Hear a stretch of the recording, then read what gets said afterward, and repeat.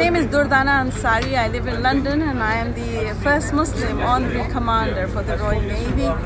Today I'm here to see what a wonderful event this is.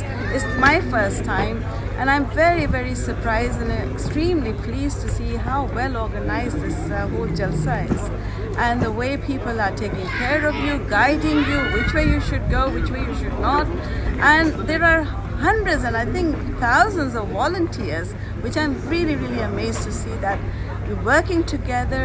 So I think best thing is that we should learn from each other, and message of peace, that is the one I think we should always convey to the outer world. And I think that's why I'm here and I'm very pleased.